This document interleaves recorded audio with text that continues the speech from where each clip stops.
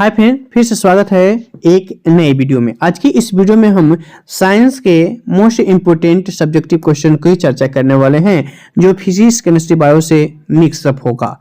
तो आइए क्वेश्चन की शुरुआत करते हैं। हर वीडियो में हम अब आपको बता रहे हैं कि यदि आप सब्जेक्टिव क्वेश्चन का कलेक्शन देखना चाहते हैं तो ऑल सब्जेक्टिव का एक प्लेलिस्ट बना हुआ है, वहां से सभी टॉप मोस्ट सिलेक्टेड क्वेश्चंस है, आप उसका अध्ययन एक बार जरूर कर लेंगे। आइए क्वेश्चन की शुरुआत करते हैं। तंत्रिका ऊतक कैसे क्रिया करता है?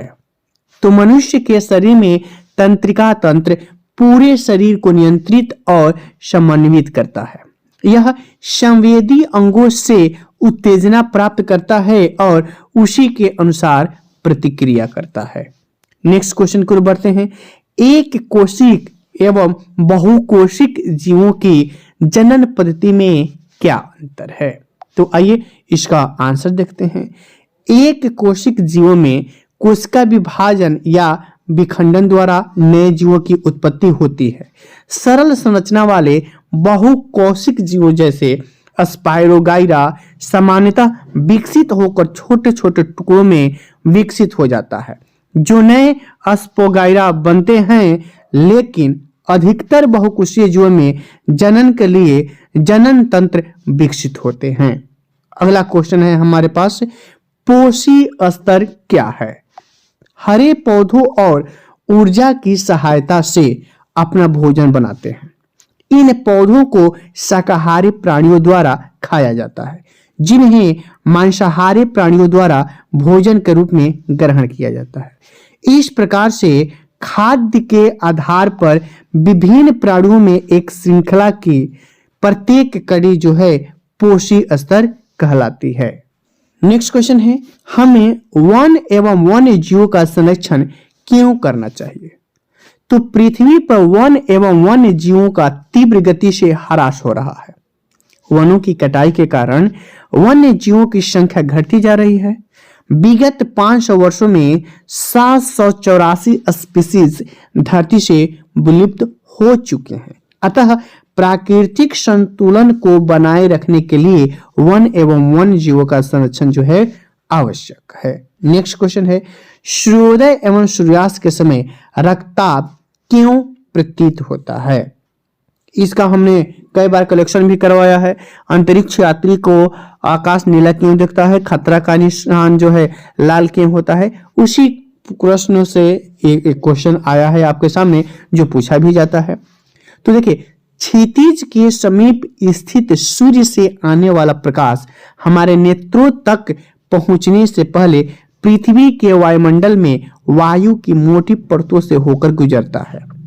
क्षितिज के समीप नीले तथा कम तरंग दैर्घ्य के प्रकाश के अधिकांश भाग का कोणों द्वारा प्रकीर्णन हो जाता है। इसलिए हमारे आंखों तक पहुंचने वाला प्रकाश अधिक तरंग दैर्घ्य का होता है। इस कारण से ही हमें सूर्योदय तथा सूर्यास्त के समय सूर्य जो है रक्तचाप प्रतीत होता है। नेक्स्ट क्वेश्चन है, विद्युत टेस्टरों तथा विद्युत स्त्रियों के तापन अवयव शुद्ध धातु के न बनाकर किसी मिश्र धातु के क्यों बनाए जाते हैं? तो हमने 10 मिश्र धातु को बहुत ही अच्छे तरीके से याद करने का टिप्स एंड ट्रिक भी दिया था। आपसे मिश्र धातु से भी क्वेश्चंस पूछे जाते हैं। तो मिश्र धातुओं की जो प्रतिरोधकता होती है उनकी अवयवी धातुओं की तुलना में काफी अधिक होती है।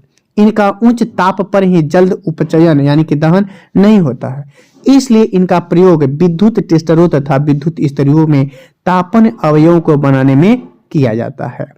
नेक्स्ट क्वेश्चन है, हम ऊर्जा के वैकल्पिक स्रोतों की ओर क्यों ध्यान दे रहे हैं? मतलब कि ऊर्जा के वैकल्पिक स्रोत मैंने कहने के बाद अन्य स्रोतों से भी ऊर्जा हम क्यों प्राप्त करना चाहते हैं? तो पृथ्वी में कोयला, पेट्रोलियम, प्राकृतिक गैस तथा यूरेनियम जैसे ईंधनों के ज्ञात भंडार बहुत ही सीमित है। यदि इसी तरह जिस तरह से हम उसका इस्तेमाल कर रहे हैं, इसका उपयोग यदि हम करते रहें तो ये शीघ्र ही समाप्त हो जाएंगे। इसलिए हम ऊर्जा संकट से निपटने के लिए वैकल्पिक स्रोत की ओर ध्यान दे रहे हैं। That's clear. नेक्स्ट क्वेश्चन है, अवक्षेपण अभिक्रिया से आप क्या समझते हैं?